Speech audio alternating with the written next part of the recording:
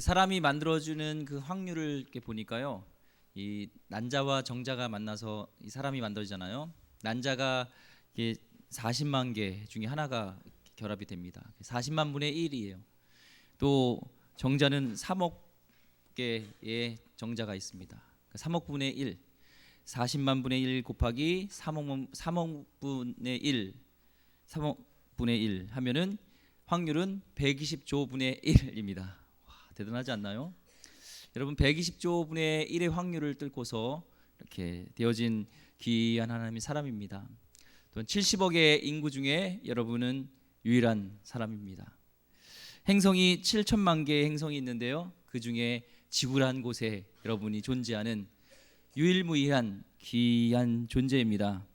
우리 옆분하고 이렇게 존귀한 분에게 인사했으면 좋겠습니다. 당신은 이 세상의 유일한 존재입니다. 인사했으면 좋겠습니다. 당신은 세상에서 유일한 존재입니다. 그렇기 때문에 당신은 존귀한 사람입니다. 한 번 더 축복했으면 좋겠습니다. 당신은 존귀한 사람입니다. 존귀하시죠. 귀한 거예요. 우리는 그걸 모르고 있었죠. 우리는 존귀한 귀한 사람입니다. 알고 계셨나요? 알고 계셨나 보네요. 오늘 본문에서 야베스라는 사람이 나옵니다. 야베스는 이스라엘 남부 지역 남쪽에 살았던 유다 지파의 사람이었어요. 역대상을 쭉 읽다 보면은 1장부터 9장까지는 좀 재미가 없습니다. 왜냐면요, 1장에서 9장까지는 이 족보예요. 족보 얘기가 쭉 나오면은 무려 한 600명 이상이 나옵니다. 한번 세어 보세요. 졸릴 겁니다. 넘어가면 이제 쭉 얘기가 나오지만 600명 정도 나오는데, 그 중에서 이 야베스라는 사람이 특별히 나오게 되고, 이 야베스를 특별하게 성경에서는 주목하고 있다는 거예요. 딱 두 구절. 역대상 4장 9절과 10절 두 구절밖에 없는데 이 야베스를 주목하고 있다는 거예요. 600명에 넘는 그런 사람 중에 이 야베스가 존귀한 자다, 이렇게 얘기를 하고 있습니다. 존중받고 있다 얘기합니다.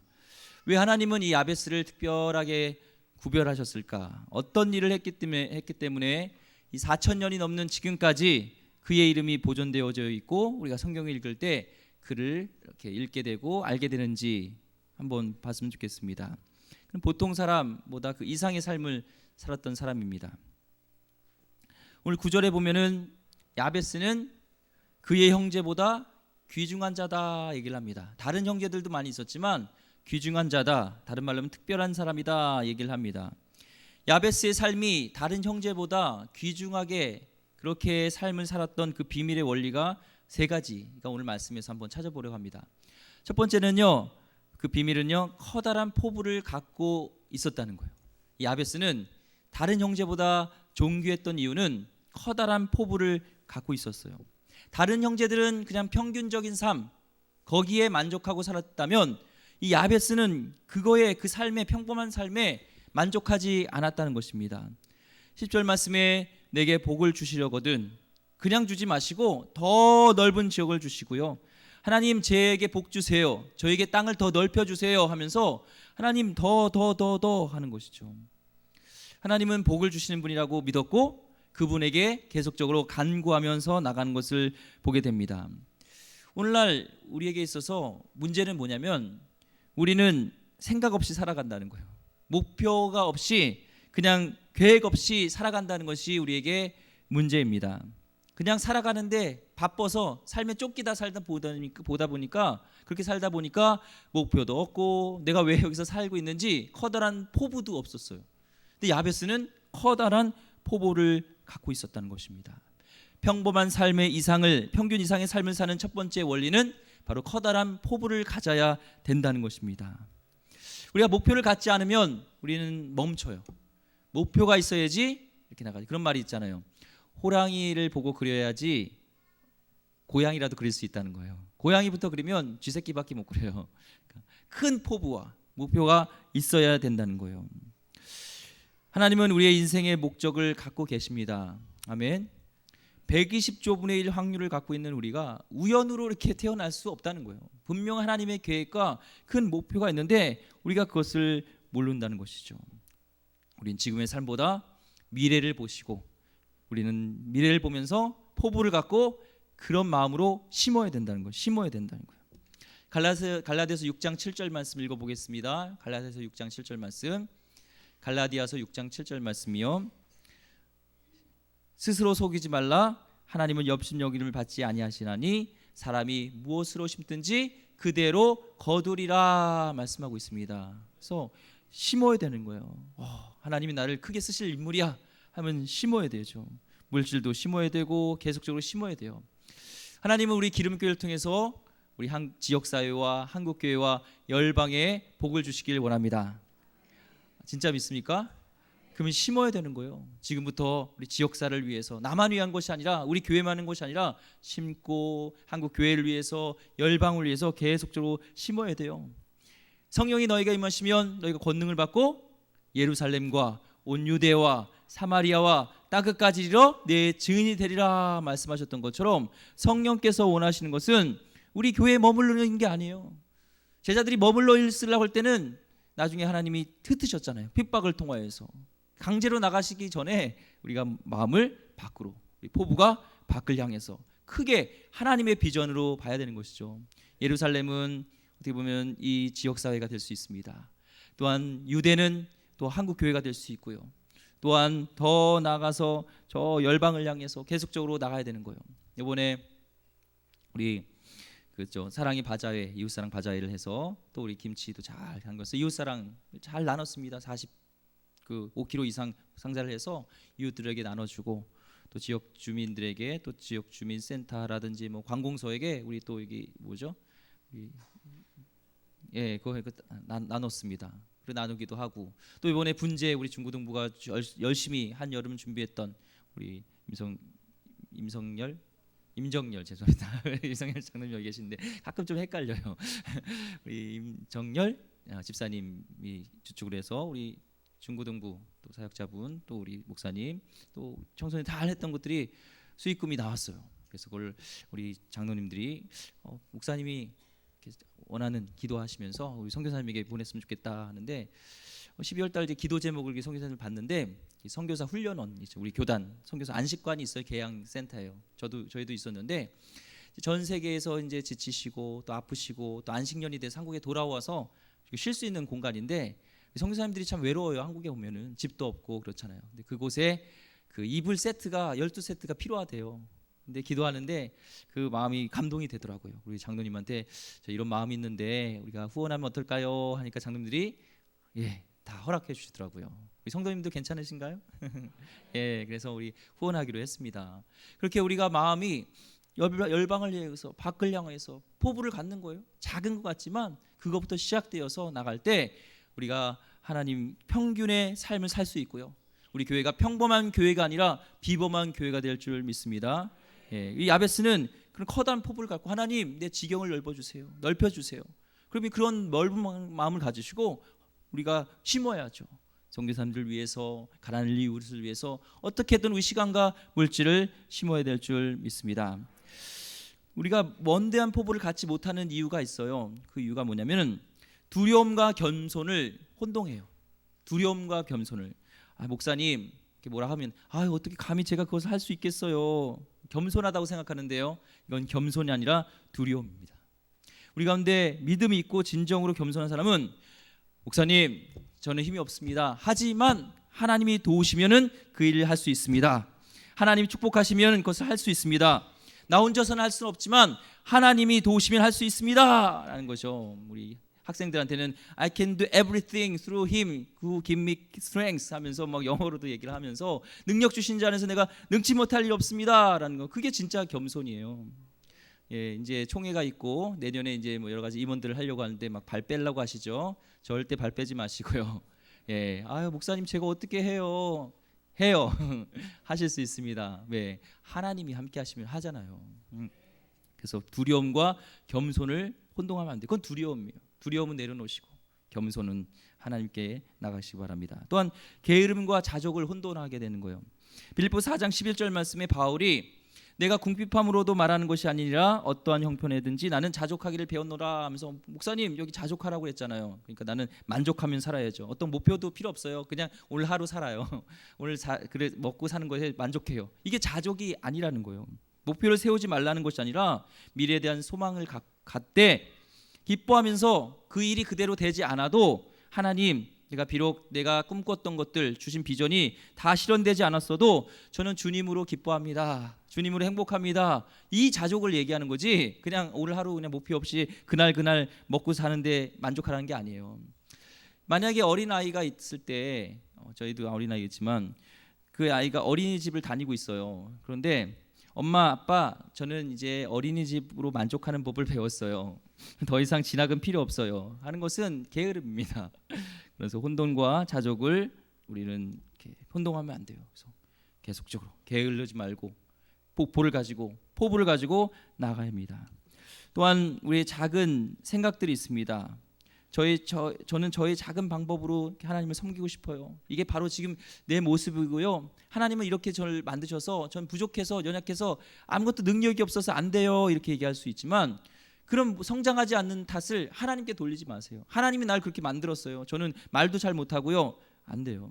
왜냐면요, 하나님은 우리가 성장하는 데 필요한 모든 도구와 아이디어를 제공해 주시기 때문에 그렇습니다. 그래서 나의 생각을 거기에 제한 두지 마시고 포부를 가지시기 바랍니다. 이 야베스는 큰 포부를 가졌다는 거예요. 두 번째, 야베스의 평범한 삶을 살았던 그 이유는요, 비밀이 있는데 바로 하나님을 신뢰하는 믿음이 있었다는 것입니다. 야베스는 하나님을 향한 포부를 가졌고 또한 신뢰하는 믿음을 가졌다는 거예요. 그래서 하나님을 향한 신뢰와 믿음이 있었습니다. 그래서 하나님께 기도했고 그 기도가 응답됐다는 것을 보는 것이죠. 인도 선교사님 윌리엄 캐리라는 분이 있습니다.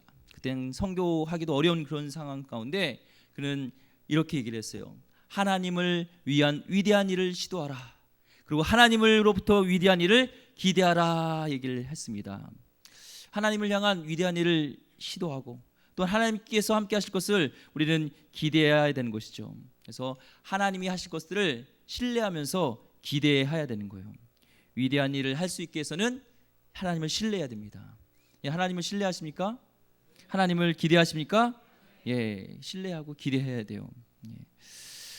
이 하나님에 대한 비범한 믿음을 가진 평범한 사람 야베스, 그는 하나님은 전능하시기 때문에 나의 인생 가운데 함께 하시면은 위대한 일을 할 수 있다는 그런 하나님에 대한 신뢰가 있었다는 겁니다.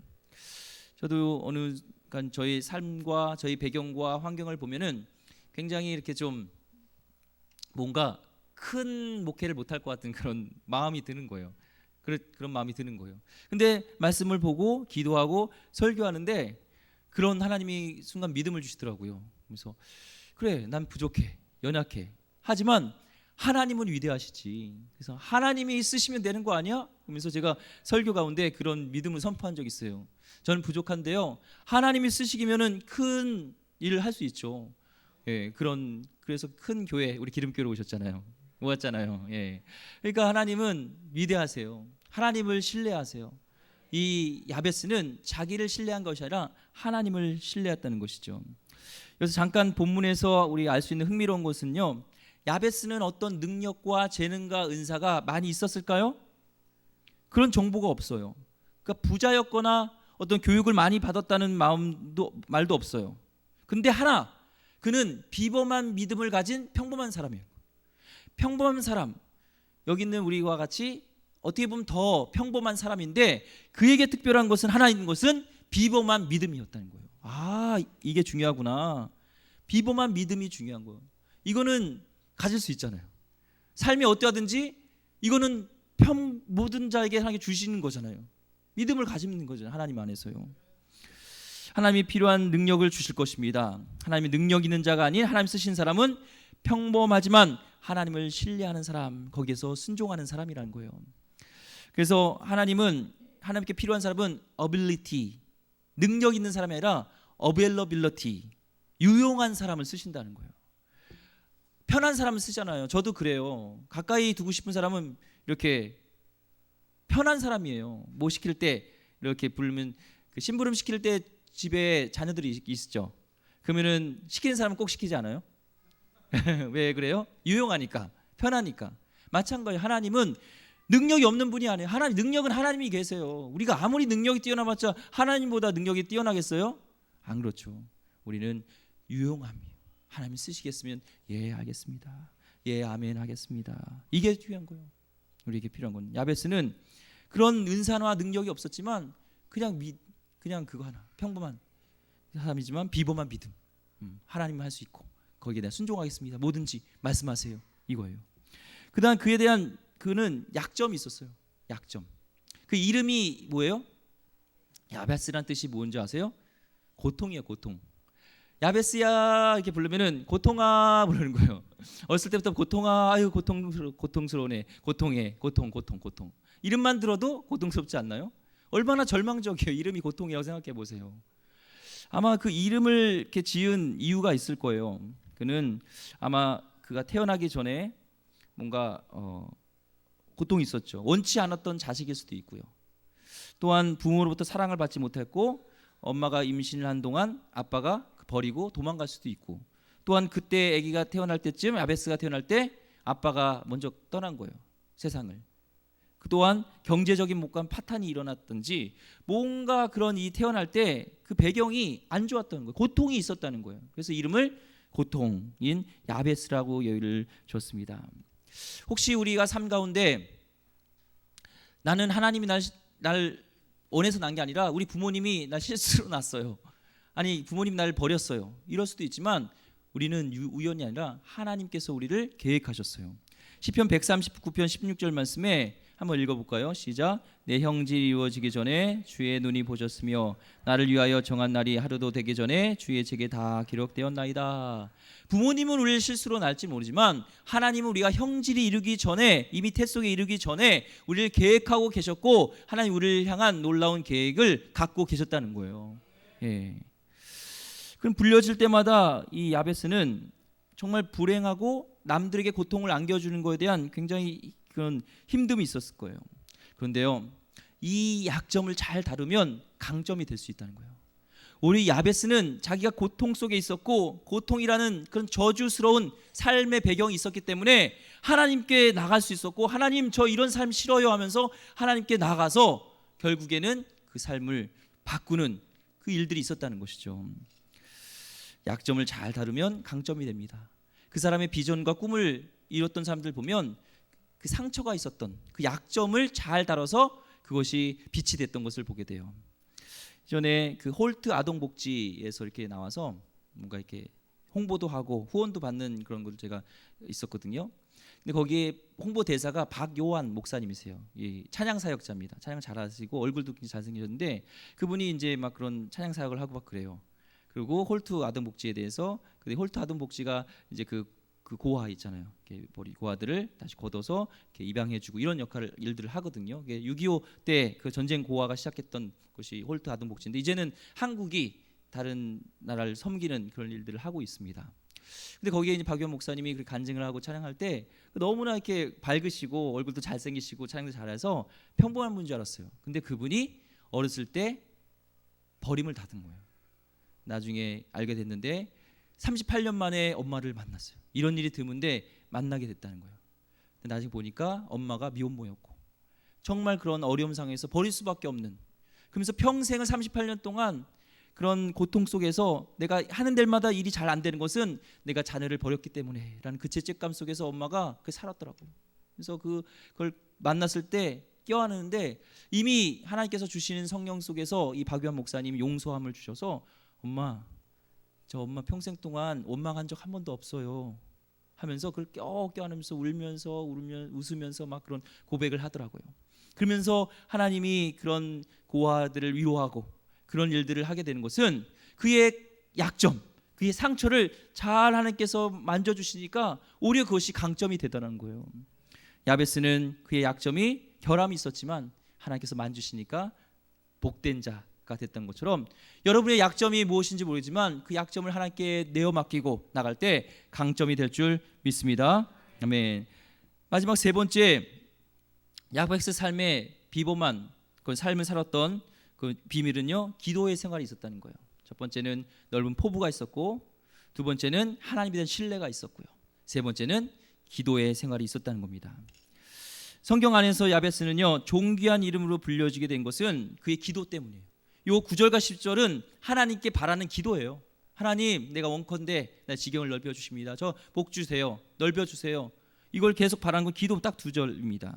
그의 기도는 평범한 죽음이 두렵다는 거예요. 하나님, 저 진짜 두려운 게 뭐냐면 제 인생이 평범하지 않길 원합니다. 제 인생이 평범한 죽음이 이게 전 두렵습니다. 지금 얘기하고 있는 것이죠. 그의 기도를 통해서 하나님께 구할 수 있고 기대할 수 있는 것이 있습니다. 그의 기도 제목을 통해서 기도 내용이 첫 번째는 뭐냐면 하나님의 능력이 그의 삶 가운데 역사하시도록 하는 거였어요. 하나님, 내 삶 가운데 역사해 주세요. 그래서 능력으로 하나님 저에게 함께 해주세요 하는 것이죠. 10절을 풀면은 이거죠. 하나님, 제게 복 주시기 원합니다. 제 삶 가운데 능력이 함께하길 원합니다. 하나님, 주님이 제 지경을 넓혀주길 원합니다. 제 영토를 넓혀주길 원합니다. 더 많은 땅을 원합니다. 하나님, 제 가정 형편, 지금으로 따지면 저희 학벌, 저희 능력, 이것들 더 넓혀주세요. 하나님 역사하시면 됩니다. 이걸 지금 고백하고 있는 거잖아요. 어떻게 보면은 좀 이기적인 것 같아요. 하나님, 나 복 주세요 라는 것이잖아요. 그런데 날 위한 것 같지만 중요한 것은 10절 말씀에 하나님이 구하는 것을 뭐라고 했죠? 허락하셨더라. 중요한 건 하나님이 허락하셨다는 거예요. 우리가 볼 때는 뭐야 이렇게 이기적이고 뭔가 기복적이고 하는 것 같지만 중요한 것은 하나님이 그 기도의 중심을 보시고 허락하셨다는 겁니다. 우리는 구하지도 않고 이건 기복이야, 이거는 구하지도 않고 이건 이루어지지 않을 거예요. 우리가 판단을 내리는데 야베스는 하나님께 구했다는 거예요. 구하시기 바랍니다. 우리 영상 하나 보고 우리 말씀 이어가겠습니다.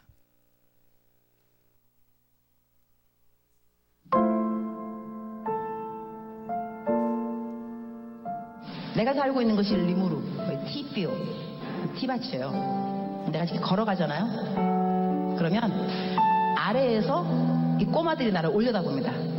우리 교회 주일학교 애들이에요. 내가 선교사인지 알아요.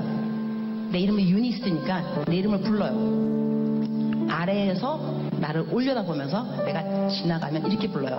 유니스! 목이 터져라. 유니스! 막 이런데 얼마나 내 이름을 부르는지 나한테 아무것도 달라 그런 건 없어요. 그러나 내가 알아요. 얘네들 신발이 없어요. 맨발로 다니거든요. 근데 유네스 할 때 저것들 신발이 없는데 신발 사줘야지 그 생각이 들어요. 그 다음에 또 유네스 이러면 저 녀석들 밥을 하루에 한 끼 먹는데 밥도 좀 많이 줘야 되는데 빵을 사줄까? 또 유네스 이러면 쟤네들 학교도 없는데 내가 돈 많이 있으면 학교도 지어주면 좋겠다. 이런 생각을 해요. 선한 생각이 계속 나게 있다는 이야기예요. 근데 걔네들이 그 누구도 나한테 유네스 신발 없어요, 신발 사주세요, 아무도 안 그랬어요. 그러나 내 이름을 부르는 순간순간 쟤네들 뭐가 필요한데? 이게 무슨 이야기냐 하면 여러분이 기도할 때 쥐야 이러면은요 여러분의 마음을 하나님이 왜 모르겠어요. 여러분 필요한 거를 하나님이 하세요. 그리고 하나님이 여러분을 정말 사랑하세요. 안 주고 싶지 왜 안 주고 싶겠어요. 그러나 부르짖어요 말이지. 부르짖지 않으면 또 하나님의 마음이 또 감동이 안 간다니까. 그래서 오늘은 여러분의 필요가 있을 겁니다. 어떤 것이 필요로 하는지, 그것이 공부인지 돈인지 건강인지 관계 회복인지 아니면 영성의 회복인지 하나님 알고 계십니다. 겉으로 크게 내가 말로 표현하기 싫으면 어려우면 불편하면 그냥 주여 이름을 부르세요. 주여 아멘. 우리 한국 교회, 우리 대한민국은 복을 받았죠. 근데 보면은 우리의 한국 교회의 영성은 이건 그런 전 세계에서 알려진 겁니다. 그건 통성 기도라는 것들 해서 원색적인 기도예요. 기도에 어떤 고상하면서 우리는 어떤 관상 기도, 그것도 중요하지만 하나님 앞에 우리는 원색적인 기도가 필요하고요. 야베스가 지금 여기서 우리 볼 때 읽을 때 조용히 읽었지만 하나님께 하나님 저 원하는데 저에게 지경을 넓혀주세요 이렇게 써요? 아니에요. 하나님께 간절한 마음으로 기도한 것이죠. 필요한 것은 우리의 간절함이 필요해요. 때로 안 되면 주님 하면서 외치면서 나갈 때 하나님 응답하신다는 겁니다.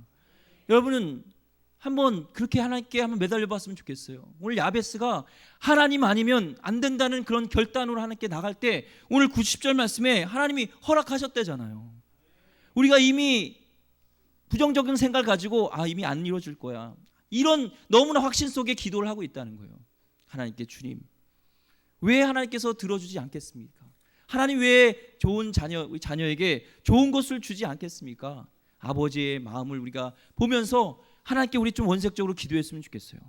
고상한 척 하지 마시고, 하나님, 저도 되게 고상할 때가 있었습니다. 신학한다면서 이거는 신학적으로 이런 기도 저런 기도 다 해봤는데 결국에는 없어요. 하나님 앞엔 우리는 자녀예요.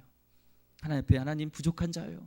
전 죄예요. 세리같이 가슴을 치면서 하나님은 전 죄인입니다, 그 기도를 하나님이 들어 응답하신다는 거예요. 오늘 좀 하나님께, 하나님 나의 인생을 올려드리면서 저 하나님 저걸 복 주세요, 이렇게 왜 기도하는데, 기도하세요. 복 받으세요. 기복이라고 하실지 모르겠지만 왜 물질적인 복 받으면 안 됩니까? 복이 물질적만 복은 아니지만 복 받으세요. 그걸 흘려보내세요. 하나님 내 지경을 넓히기를 원합니다. 우리 선교사님을 위해서, 한국 교회를 위해서, 우리 기름교회 다음 세대를 위해서도 제가 하나님 마음껏 하나님 드릴 수 있도록, 마음껏 하나님 드릴 수 있도록 저 복 주세요, 이런 마음으로 나갈 때 오늘 야베스에게도 허락하셨더라 한 것처럼 주님이 들어 응답할 줄 저는 믿습니다. 야고보서 4장 2절 말씀이에요. 너희는 욕심을 내어도 얻지 못하며 살인하며 시기하여도 능히 취하지 못함으로 다투고 싸우노다. 너희가 얻지 못함은 구하지 아니하기 때문이라 말씀하고 있고요. 예레미야서 이 3장 33절 3절 말씀에 너는 내게 부르짖으라 내가 내게 응답하겠고 내가 알지 못하는 크고 은밀한 것을 내게 보이라 약속하셨습니다.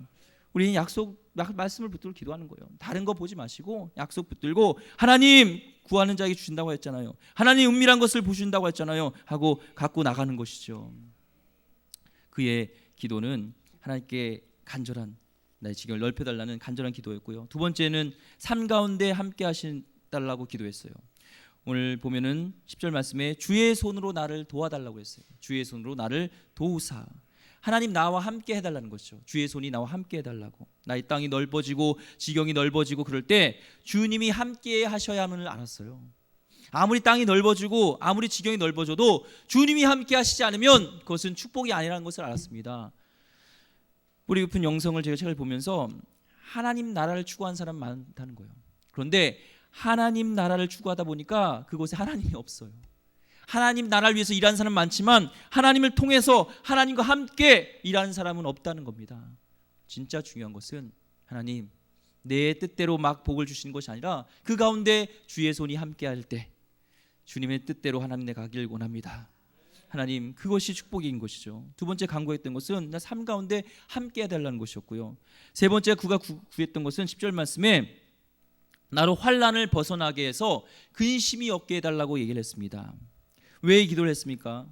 더 많은 소유가 생기고 더 많은 영향을 갖게 되면 그로 인해서 사람들에게 많은 그런 표적이 되어지고 또 많은 유혹이 있을 수 있다는 것이에요.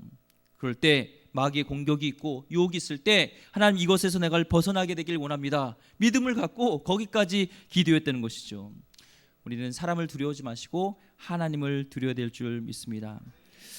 그 기독교인 중에서 아시아 태평양 국장도 하시고 대통령 전 비서도 하시고 대통령 안부 수석 비서관도 하시고 무슨 주중대사 통일부 장관까지 하신 분이 그런 고백을 했습니다. 제가 각 사회 각계각층에서 성공하신 분들을 만나보았습니다. 재산이 많으신 분들, 권력을 가지신 분들, 명예를 가지신 분들을 가까이서 만나보았는데 그분들의 마음속에 공통된 특징을 발견했습니다. 항상 불안함과 걱정과 근심이 많다는 것이에요. 한마디로 하나님만 두려워하게 되는 것이죠. 하나님을 두려워할 때 이런 근심이 떠나가게 됩니다. 사람을 두려워하게 될 때, 내 자리를 두려워하게 될 때 이 자리에서 벗어날까 봐 우리는 두려워하지만 하나님을 두려워할 때 우리 두려움은 사라질 줄 믿습니다. 이 야베스는 이걸 구한 거예요. 오늘 이 시간에 우리 붙들고 기도했으면 좋겠습니다. 하나님 저에게 원대한 포부를 주세요. 하나님에 대한 절대적인 제가 신뢰를 갖는 믿음 갖길 원합니다. 평범하지만 비범한 믿음을 갖기 원합니다. 하나님 내가 진실하게 간절하게 하나님을 좀 기도하길 원합니다. 하나님 이렇게 기도하며 나갔으면 좋겠습니다. 하나님 저의 죽음이 평범한 죽음이 두렵습니다 하면서 이 평범한 삶을 하나님 내가 이제는 하나님을 위한 삶으로 바뀌길 원합니다 하면서 삶을 정말 보면은 야베스는 고통이었고 불행이었고 절망이었지만 이것을 넓혀서 하나님이 그를 축복된 삶으로 그 지경을 넓혀줬던 것처럼 하나님께서는 우리 성도님들의 그 기도를 응답해 줄 줄 믿습니다. 이렇게 나가길 소망합니다. 우리 찬양, 주가 일하시네, 우리 찬양 부르고 하나님께 기도하며 좀 나가도록 하겠습니다.